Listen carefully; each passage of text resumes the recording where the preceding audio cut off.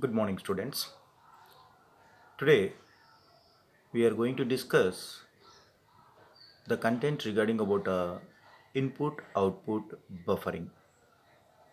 This is for the BSc second semester student, Gulbarga University syllabus. Let me start the discussion. What is buffering and why we should be use buffering in our computer system? Let me understand what is buffering. A small area of RAM which is used to store data temporarily while data transfer from one device to another device is called buffering.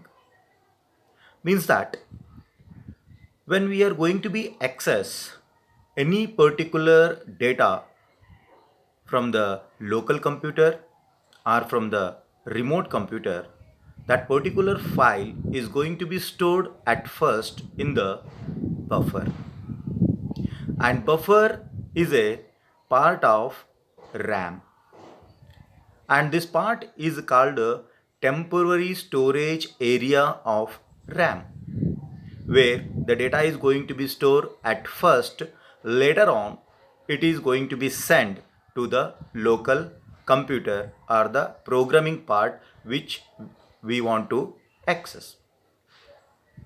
Means that when we are accessing any particular data, the first file is going to be stored in the buffer which is available in the RAM. Now let me understand why we need the buffering. Here I have the 4 points. On that we can able to be understand why we need the buffering. Suppose a user process wants to read the data blocks from the disk. Means if we want to read the data from the disk where it is available, then it is going to be accessed with the help of a buffer. The second point, data read at virtual location. Here you can able to be understand that the virtual location where the data is going to be available. And third point, simple read block 1000 disks.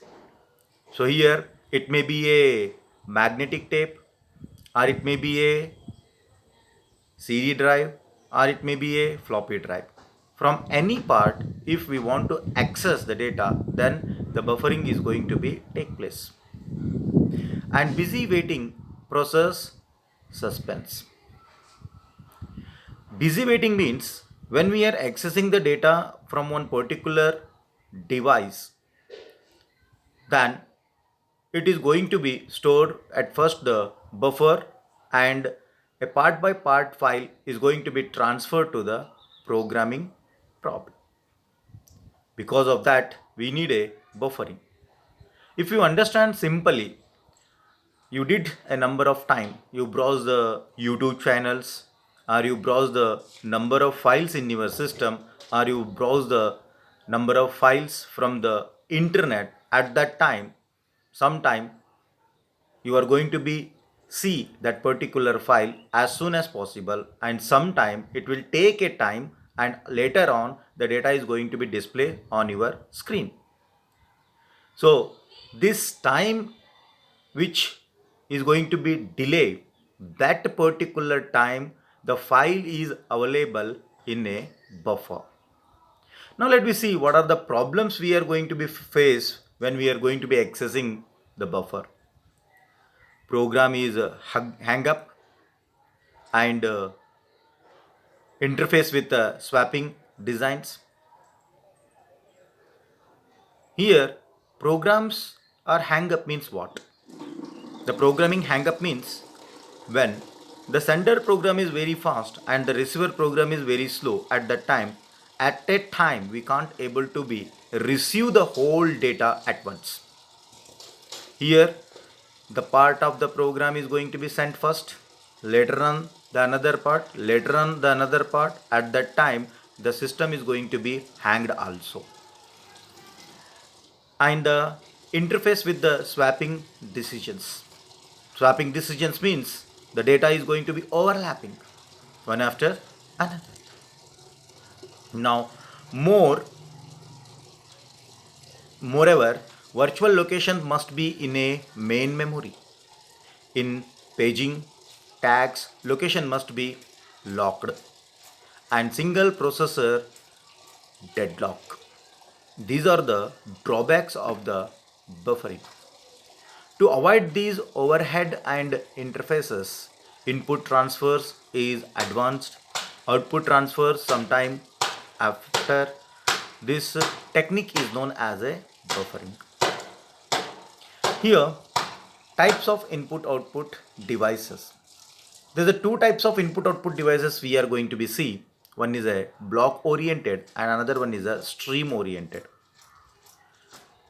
The block oriented means the data is going to be transferred in form of a small blocks. That type of a transmission of data is going to be called as a block oriented.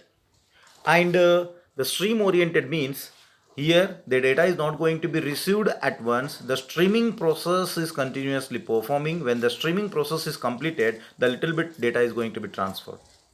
Again, if you want to access the next data, the streaming process is going to be again it is going to be processed, and when the streaming process is completed, the secondary storage device, the RAM buffer, is going to be accessing the file and that will send to your main program. This type of a sending the data to your main program, that is called the streaming oriented. And here there is some streaming types. We have types of approaches to be a to buffering. First one, we are going to see no buffering. Four types of a bufferings are there. Here we see that no buffering, single buffering, double buffering, and another last one is called a circular buffering. Okay, first of all we will understand no buffering means what. Here in no buffering, the input output devices directly the operation or the information is going to be sent to the user process. That type of a data we are going to be called as a no buffering.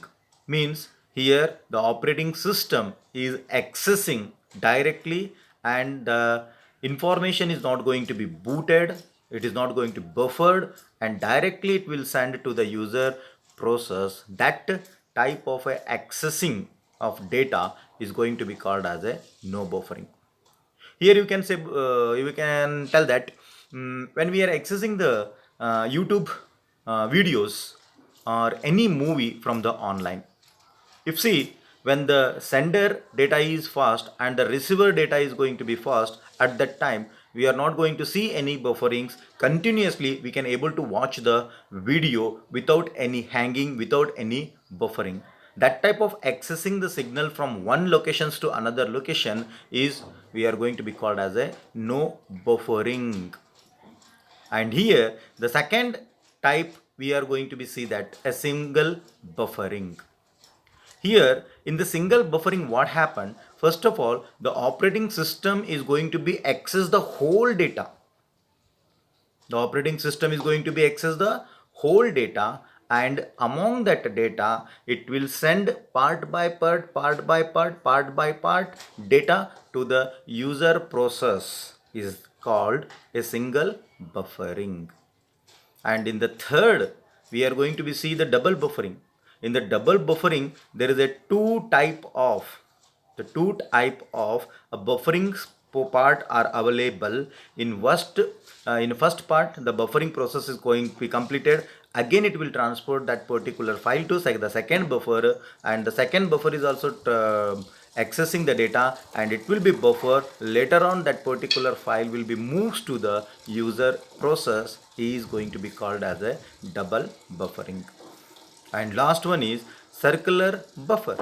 It is also same like a double buffer, but in circular buffer there is a n number of buffering parts are available. One part, two part, three parts, or n parts. It will process one by one. Later on it is going to be sent that particular things to a user process, that type of a data transfers we are going to be called as a circular buffering. Let me see here the points I have been explained the single buffering. Let's see here the simplest type of a support provide a speed up and processing one block while next is being ready. Swap the process out. Block oriented output performs comparison T plus C and max C T plus M. It is the method how the data are going to be transferred. And for block oriented devices, reading the ahead expansion of a block and unnecessarily reading of a block. For streaming oriented devices, line at a time, appropriate for a scroll down, dump temporarily. For example, a line printer, a input for input storage signal lines, and for output no need suspense. Bytes at a time, appropriate for a for mode terminals, for example scanner and controllers. Follows productions and the consumer models. And double buffer is nothing but important over the single buffering. A process now transfer data to or from one buffer while the operating system empties or a file to the other. This technique is known as a double buffering or a buffering swapping. For example, for block oriented devices,